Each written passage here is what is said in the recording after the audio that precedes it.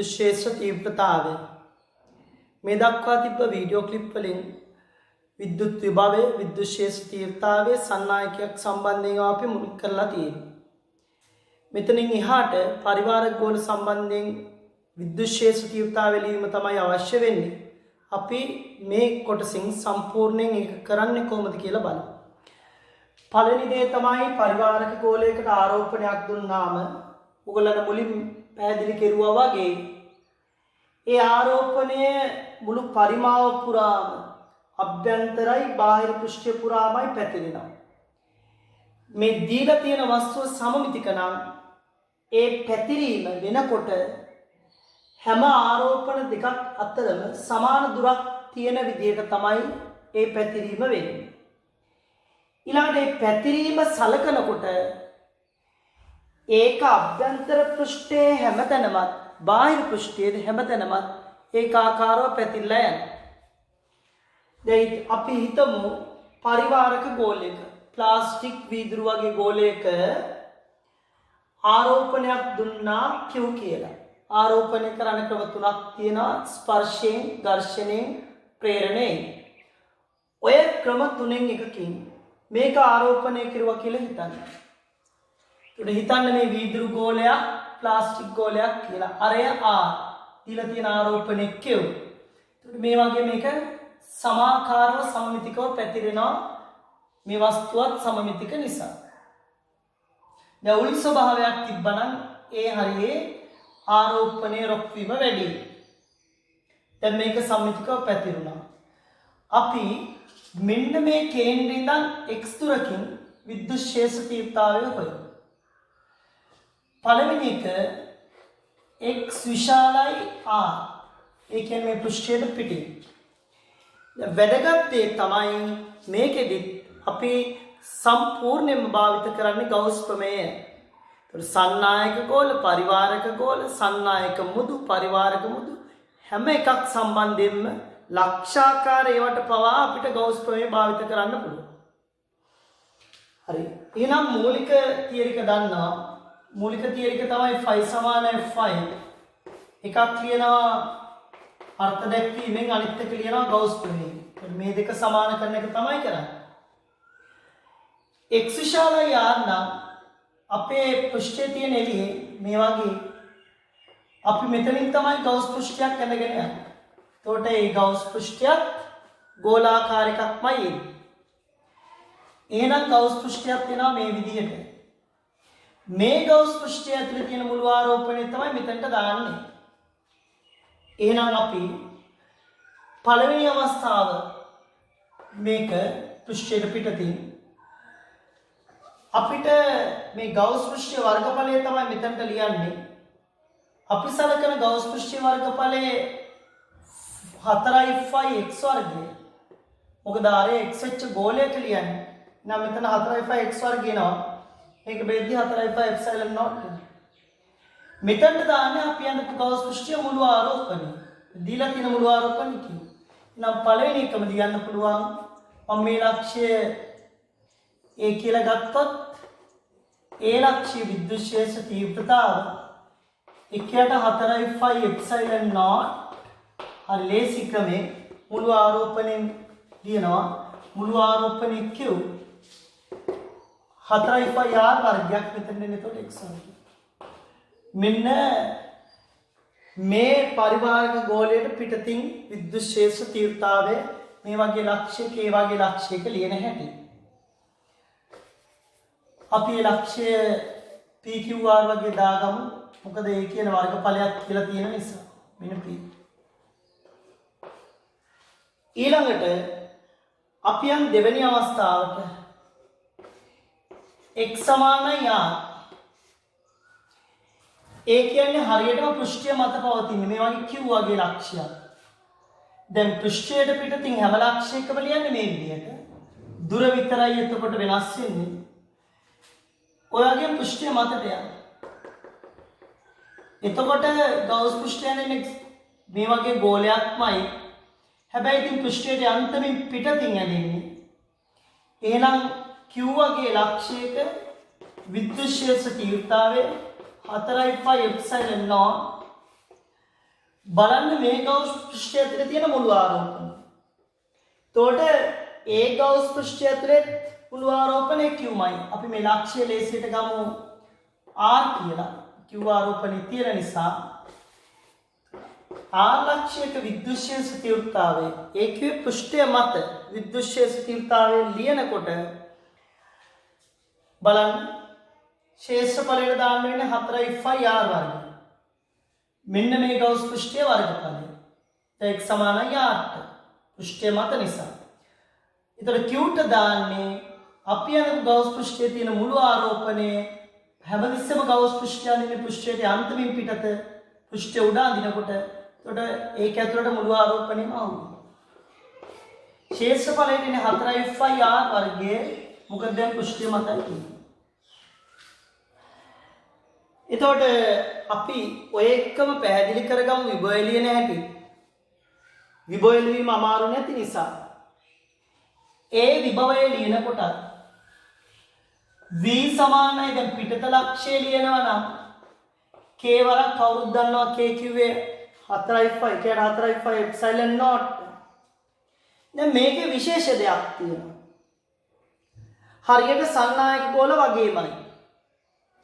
පෘෂ්ඨය මත හෝ පෘෂ්ඨයට පිටින් ගණන් හදනකොට ආරෝපණ කේන්ද්‍රයට ගේන්න පුළුවන්. හිතන්න මේ මුළු ආරෝපණයම කේන්ද්‍රය තියනවා කියලා. ඔය කියන x දුරකින් ලිව්වොත් එන්නේ මේක. ඒ කිව්වේ අර ගවුස් ප්‍රමේය භාවිත කරන්නේ නැතුව උනත් ලක්ෂාකාර ආරෝපණයට ලියන ක්‍රමිනුත් මේක ලියන්න පුළුවන් කියන්නේ. හැමතිස්සෙම සන්නායක උනත් පරිවාරක උනත් අනිවාර්යෙන් පෘෂ්ඨයේ මත හෝ පෘෂ්ඨයට පිටින් ගණන් හදනකොට මුළු ආරෝපණයම ගේන්නේ කේන්ද්‍රයට. ගෙනල්ලා කේන්ද්‍රයේ ලක්ෂාකාර ආරෝපණයක් තියෙන කියලා අවශ්‍ය දුර ලියන්න. එහෙනම් මෙන්න කේන්ද්‍රයට ගෙනාව x දුරකින් ලියුවා. කේන්ද්‍රයට ගෙනාව සිම්පල් r දුරකින් ලියුවා. එහෙනම් විභව ලියද්දිත් එහෙමයි කේන්ද්‍රයට ගෙනාව අපිට දුර අවශ්‍ය දුර මෙතන x. එහෙනම් මුළු ආරෝපණය q බෙදීම x. කවුරුත් දන්නවා දැන් මේ k කියන්නේ 1.4 epsilon naught. හැබැයි කවුරු හරි මෙතනට ඍණාරෝපණයක් දුන්නා නම් ඒ ධන ඍණ භාවය මෙතන ලියා ගැනීම අත්‍යවශ්‍ය වෙනවා. ඊළඟට බලමු r ලක්ෂිත විභවය ලියන හැටි. k එනවා ඒ කියන්නේ 1.4 epsilon naught ආරෝපණයේ කේන්ද්‍රයට අරන් යන්න q මුළු ආරෝපණයම අහු වෙනවා අවශ්‍ය දුරින් තියන්න. මෙන්න r ලක්ෂිත විභවය. එතකොට වැදගත් දේ සන්නායක උනත් පරිවාරක උනත් පෘෂ්ඨය මත හෝ පෘෂ්ඨයට පිටින් ගණන් හදනකොට සම්පූර්ණ ආරෝපණයම කේන්ද්‍රයේ තියලා ගණන් හදන්න පුළුවන්. ඒ ආරෝපණය ලක්ෂාකාරයි කියලා හිතලා ගණන් හදාගෙන යන්න පුළුවන්. ඊළඟට යන් අපි සන්නායක ඇතුලේ පරිවාරක ඇතුලේ සන්නායක ඇතුලේ ගන්නකොට ඕගොල්ලන්ට මතකයි සන්නායක ඇතුලේ ආරෝපණ නැහැ. සන්නායක ඇතුලේ විද්‍යුත් ක්ෂේත්‍රය බිඳුවයි. බලය බිඳුවයි. බල රේඛා නැහැ. විභව අන්තර නැහැ. ඒක නිසා සන්නායක ඇතුලේ E බිඳුවයි මතකයි. හැබැයි සන්නායක ඇතුලේ විභවයේ පෘෂ්ඨයේ විභවයමයි කියලාත් මතක ඇති. දැන් අපි ඒ දේ මතක් කරගෙන යමු පරිවාරක ගෝලයේ අභ්‍යන්තරය. දැන් පෘෂ්ඨයට පිටතින් x විශාලයි r නම් දන්නවා. පෘෂ්ඨය මත දන්නවා. දැන් පෘෂ්ඨය ඇතුලේ ලියන විදිය බලන්න. ඒ මූලික පියවර මූලික තියරම් එක ඒකමයි. අපි ලියන්නේ ගවුස් ප්‍රමේයමයි. මේ විදිහටමයි මේ විදිය භාවිතා කරලාමයි. දැන් අපේ x කියන දුර තියෙන්නේ මෙතන ඉඳලා මෙන්න මේ පොඩි දුරකින් අපි කතා කරන්න යන්නේ දැන් තුන්වෙනි අවස්ථාව. ඒ කියන්නේ x less than r. r කියන්නේ මොකද? දැන් අපි සලකන්න යන්නේ මේ වගේ. මේකට දුන්න මුළු ආරෝපණය තමයි කියන්නේ. දැන් ගවුස් පෘෂ්ඨය ඇඳෙන්නේ මෙන්න මේ වගේ කොටසක. මෙන්න ගවුස් පෘෂ්ඨය.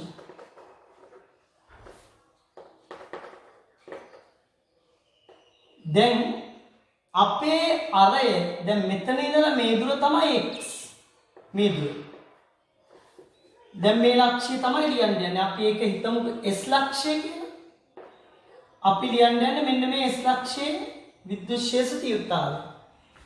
දැන් තාමත් ගෞස් පෘෂ්ඨය කියන්නේ ඝන ගෝලයක්මයි. අරය x එච්ච ඝන ගෝලයක්. හරි. දැන් අපි මේ වගේ ගණන් වලදී වැදගත් දේ තමයි ඉස්සෙල්ලා ඕනම වෙලාවක පරිවාරකයක් ඇතුලේ ලියනකොට ඒකක පරිමාවක ආරෝපණය හොයලා අවශ්‍ය පරිමාවෙන් ගුණ කරනවා. එහෙනම් ඔක්කොටම ඉස්සෙල්ලා අපි බලමු මේකේ මොකක්ද ඇතුළට අහු වෙන ආරෝපණය කියලා. බලන්න මේ තියෙන පරිමාව මේ තියෙන ආරෝපණය මේ q කියලා ආරෝපණයක් අපි දීලා තියෙන්නේ 4යි phi r වර්ගය කියන මුළු පරිමාවකට. නම් 4යි phi r වර්ගයේ තියෙනවා q කියලා ආරෝපණයක්. එහෙනම් බලන්න ඒකක පරිමාවක් බලන්න මේ පැත්තත් 4යි phi r වර්ගයෙන් බෙදන්න මේ පැත්තත් 4යි phi r වර්ගයෙන් බෙදන්න. අපි මේකේ පරිමාවක් ගන්න 3න් 4යි phi r ගන්නේ. එතකොට ඒකක පරිමාවක් බලන්න මේ පැත්තත් 3න් 4යි phi r ගණන් බෙදන්න මේ පැත්තත් 3න් 4යි phi r ගණන් බෙදන්න. මොකද මම කිව්වා ආරෝපණයේ පැතිරෙන්නේ සම්පූර්ණ පෘෂ්ඨයේ කියලා. එහෙනම් q ආරෝපණයක් තියෙන්නේ 3න් 4යි phi r ගණනක. එහෙනම් ඒකක පරිමාවක බලන්න. ඒක තේරෙන නිසා මම එකපාරම ලියන්නම්.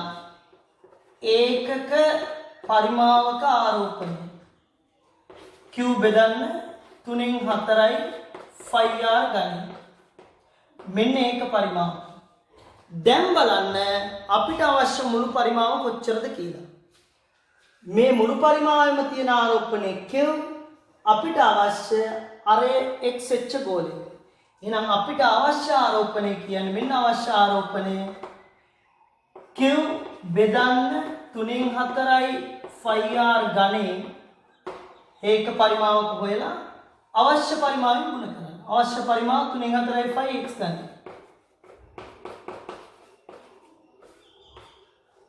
එතකොට මේ 3න් 4යි phi ට 3න් 4යි phi කැපෙනවා. පුතාලා දක්ෂ නම් එකපාරම ලියන්න. බොරුවට මේ වගේ සුළු කිරීම කරන්න ඕනේ නැහැ. කෙලින්ම q බෙදනවා r ගණේ ඉන්නරේ ගණේ වැඩි කරන අවශ්‍ය ගණේ. අවශ්‍ය එක තමයි අර x එච්ච ගණේ. එහෙනම් q බෙදුවා r ගණේ වැඩි කරුවා x ගණේ. අන්න ඒක තමයි මෙන්න මේ පරිවාරක ගෝලය තුල අඩංගු මුළු ආරෝපණය. එහෙනම් මෙන්න මේ q ලියන්නේ අපි හොයාගත්ත මේක. මොකද්ද? මෙතනින් එන්නේ q බෙදනවා r ගණයෙන් වැඩි කරන්න ඕනේ x ගණන්. ඒක තමයි අවශ්‍ය ආරෝපණය.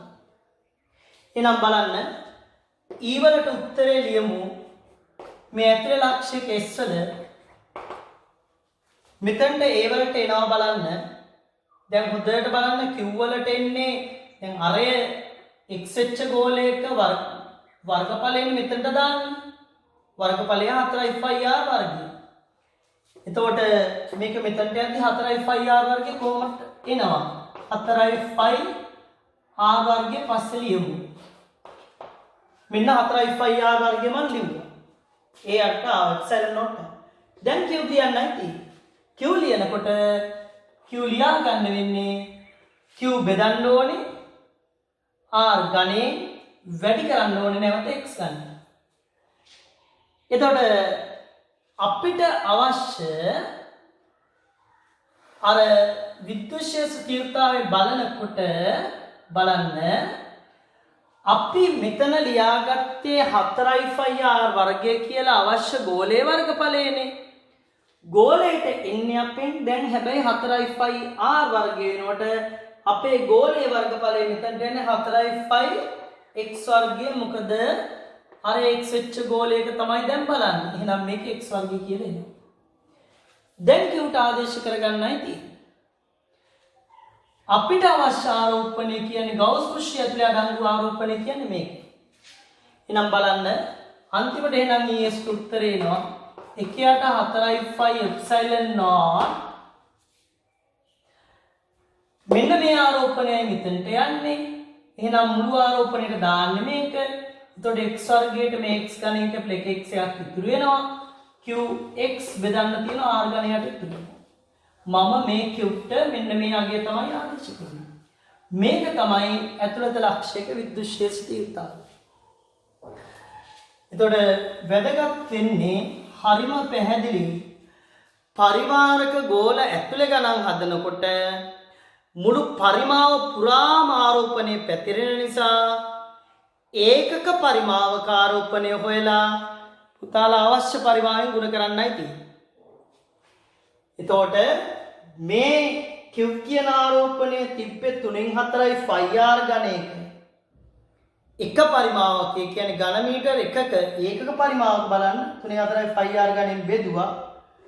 අපිට අවශ්‍ය අර x වෙන ගෝලයක පරිමාවක ආරෝපණය 3/4 x ගණයෙන් වැඩි කිරීම. 3/4 කැපිලා යනවා. දක්ෂ වෙන්න ඔය විදියට කරන්නේ නැතුව ආරෝපණයේ තියෙන අරේ ගණයෙන් බෙදන්න. ආරෝපණයේ තියෙන අරේ ගණයෙන් බෙදුවා. ඊට පස්සේ වැඩි කරන්න අවශ්‍ය පරිමාවේ අරේ ගණය x ගණයෙන් වැඩි කිරීම.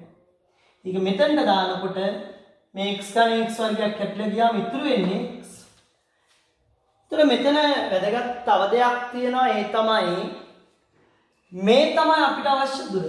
මේ ගෝලයේ ආරේ මේවා නියතයක්. දැන් graph එකක් අඳින්න ගියොත් අභ්‍යන්තරේ බලන්න විද්‍යුත් ශේෂ්ත්‍රයේ දුරයි ආශ්‍රේ කේන්ද්‍රය නම් දුර මේ x කියලා තියෙන්නේ. එහෙනම් බලන්න මේක y සමානයි මේක පළවෙනි බලයේ y සමානයි mx ආකාරයක්. ඒ නිසා හැමතිස්සම කේන්ද්‍රයටම ගියොත් ආරෝපණයක් නැහැ. කේන්ද්‍රයටම ගියොත් මොකද මේ සම්පූර්ණ පරිමාණය පැතිරලා තියෙන්නේ. ඊට පස්සේ ඈතට යන්න y සමාන mx ආකාරයට වැඩි වෙනවා. මොකද මේ කේන්ද්‍රය නම් තියෙන දුර තමයි x කියලා නම් තියෙන්නේ. මේක පළවෙනි බල. මේ ඔක්කොම නියතයක්. 1/4 එප්සයිලන් නෝට් දන්නවා 9 වැඩි කිරීම 10 9 එක නියතයක්. මේ ගෝලයේ අරය අපිට වෙනස් කරන්න බෑ ඒක නියතයක්. මේ ගෝලයට දුන්නු මුළු ආරෝපණය ඒක අපිට වෙනස් කරන්න බෑ.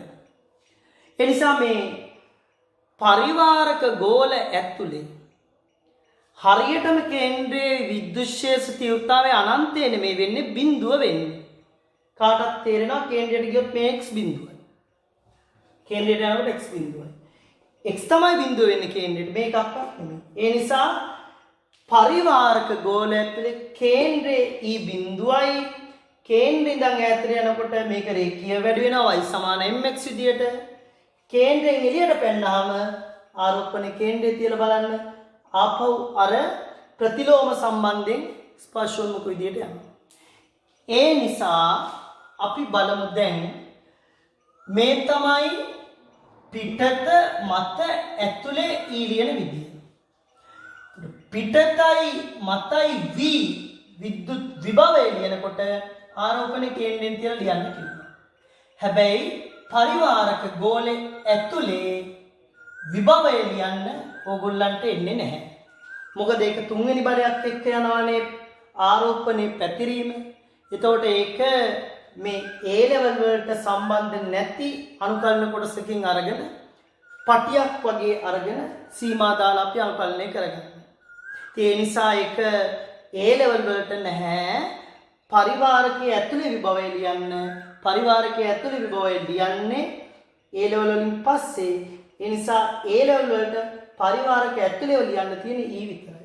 ඒතර හොඳට මතක තියාගන්න පුතාලගේ A levels වලට සන්නායකයක නම් පිටත මත ඇතුලේ තුනේම අහනවා. සන්නායක ඇතුලේ E බිඳුවයි. ඊට පස්සේ පරිවාරකයක පිටත මත ඇතුලේ තුනේම E අහනවා. එතකොට සන්නායක ඇතුලේ E y සමාන mx විදියටයි වෙනස් වෙන්නේ. කේන්ද්‍රයට ගියොත් x E බිඳුවයි. ඊළඟට සන්නායකයක පිටතයි මතයි ඇතුලේ v අහනවා. සන්නායක ඇතුලේ v පෘෂ්ඨ විභවයමයි. ඊළඟට පරිවාරකවල පරිවාරකයට පිටතින් සහ මත විභවය අහනවා. මම පැහැදිලි කෙරුවේ සන්නායක පරිවාරක වල පරිවාරක ඇතුළේ ඔබ අපිට වැදගත් වෙන්නේ නැහැ. ඒ ලෙවල් වලදී වැදගත් වෙන්නේ නැහැ. ඊළඟට බලමු. දැන් අපි මේක ඇඳා ඊළඟට බලමු සන්නායක ගෝලයක් තියෙනකොට කොහොමද මේ දුරත් එක්ක විද්‍යුත් ක්ෂේත්‍ර තීව්‍රතාවය විචලනය අඳින්නේ කියලා. දැන් මේ බලන්න මම මේ අඳින්නේ පරිවාරක ගෝලයක්. අපි හැමතිස්සෙම දෛශිකවලදී ලකුණු සම්මුති භාවිත කරනවා. ඒ වගේමයි මෙතනදිත් අපි ලකුණු සම්මුතියක් භාවිත කරනවා. මේ බලන්න මේ තියෙන්නේ පරිවාරක ගෝලයක් කියලා හිතන්න. එතකොට මේක සම්මිතික නිසා සෑම ආරෝපණ දෙකක් අතරම සමාන දුරක් තියෙන මේක පැතිරෙනවා. පිටතත් පැතිරෙනවා. ඇතුලේ විතරක් නෙමෙයි. ඇතුලේ මතු පිට පෘෂ්ඨයේ දෙකේම මුළු පරිමාව පුරා පැතිරෙනවා. හැබැයි ඉතින් මේ වස්තුව සමමිතික නම් හැම ආරෝපණ දෙකක් අතරම සමාන දුරක් තියෙන සමමිතිකවමයි පැතිරීමක් වෙන්නේ. දැන් අපි මේකේ E දුරත් එක්ක ඇඳගෙන යමු. E දුරත් එක්ක බලන්න පරිවාරකයක කේන්ද්‍රේ ඔන්න ඇතුළත ඕගලන්ට මතකයි ලියන විදිහ ඇතුළතාවේ E 1/4 Fi එප්සයිලන් නෝට් මුළු ආරෝපණය බෙදීම මේකේ ඝනය වැඩි කෙරුව x වලින් මේක y සමාන mx ආකාරයක් එන්නේ කියලා කිව්වා. මෙන්න ඇතුළත මේ ඔක්කොම නියතයි. මේ ඇතුළත ඊළඟ පිටත පෘෂ්ඨයටත් එකක් තියෙනවා. පිටත ලියනකොට මතකයි ආරෝපණයේ කේන්ද්‍රයට අරගෙන ගිහිල්ලා ලියන්න පුළුවන් මේ මුළු ආරෝපණය කියෝ. එහෙනම් පිටත ලියෙන්නේ 1/4 Fi එප්සයිලන් නෝට් q බෙදීම ඔය කියන දුර x වයි. දැන් බලන්න හරියටම කේන්ද්‍රයේදී x බිඳුවයි එහෙනම් මෙතනින් පටන් ගන්න. පෘෂ්ඨයට යනකන් තියෙන්නේ සරල රේඛීය විචලනය. ඊළඟට තියෙන්නේ මේ ප්‍රතිලෝම සම්බන්ධයක්. ඒ වේදී අපි අදින්නේ පැහැදිලිවම දන්නවා ස්පර්ශුන්. මේ තියෙන්නේ දුරත් එක්ක මේ දුරත් එක්ක විද්‍යුත් ක්ෂේත්‍රයේ විචලනය.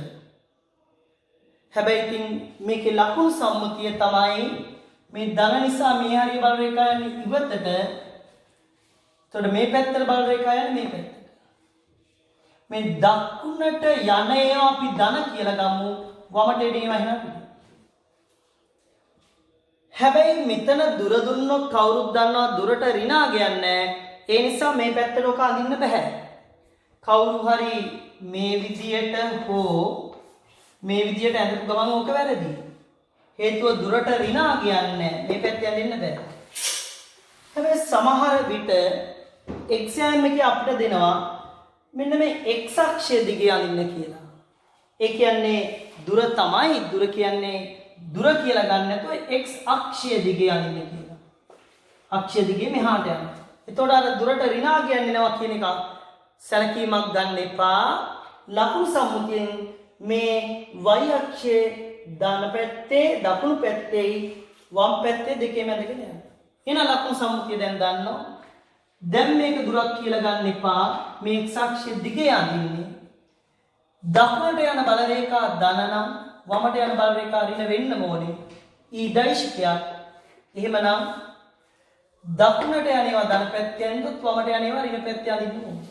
එතකොට රූපසරාගය මෙන්න අපිට A level exam එකේ පරිවාරක ගෝලයක් දුන්නොත් ඒ පරිවාරක ගෝලය සම්බන්ධයෙන් අක්ෂය දිගේ විද්‍යුත් ක්ෂේත්‍ර විචලනය. ඊළඟට සමහර විට මේ වගේ අපිට තව ගෝලයක් දුන්නා කියන්නේ. දැන් මේක පැහැදිලි. පුතාලා මේක නෝට් එක දාගන්න ඕනේ. ඊළඟ අපිට දුන්නා කියන්නේ මේ වගේ තවත් සමසම ගෝලයක්. එතකොට අපිට දුන්නා කියන්නකො මේකේ විද්‍යුත් ක්ෂේත්‍රයයි. දැන් බලන්න මේ වගේ අවස්ථාවලදී දැන් මේ දෙක හරියටම සම සමයි. හරියටම මේ මැද ලක්ෂයක් ගත්තොත් බලන්න මෙයාට පිටතින් ගන්න මෙයාට පිටතින් ගන්නේ මෙයක් කේන්ද්‍රයට අරන් යන්න මෙයක් කේන්ද්‍රයට අරන් ගිහිල්ලා හිතන්න මුළු ආරෝපණයේ කේන්ද්‍රය විතරයි. මේ ධන ආරෝපණය නිසා විද්‍යුත් බල රේඛා මෙහාට මෙන්න මේවා නිසා බල රේඛා මෙහාට. දැන් මේ ඇඳලා තියෙන මේවා නිසා.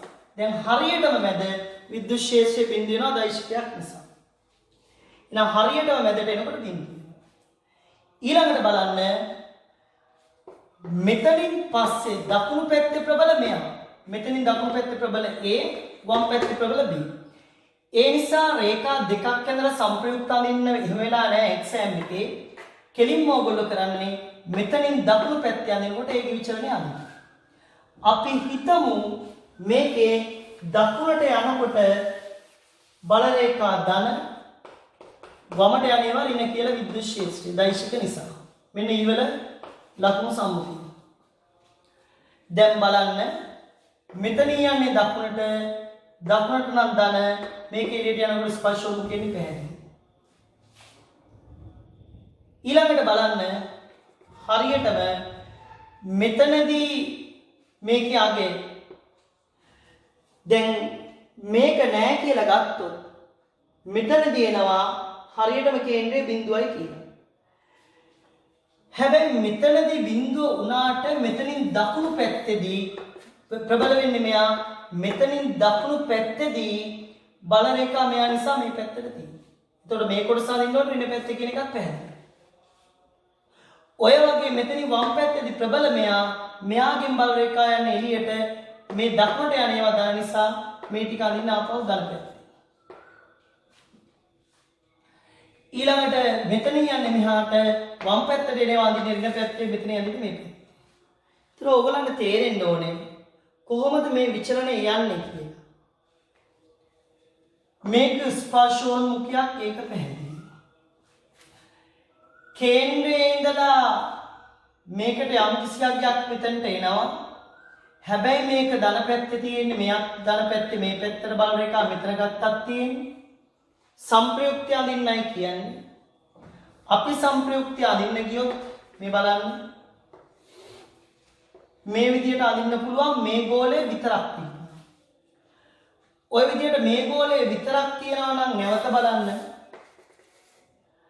මෙතන ඉඳලා මෙතන ඉඳන් සරල රේඛාව මේ විදියට අඳින්න පුළුවන් කියලා කෙනෙකුට හිතෙන්න පුළුවන්.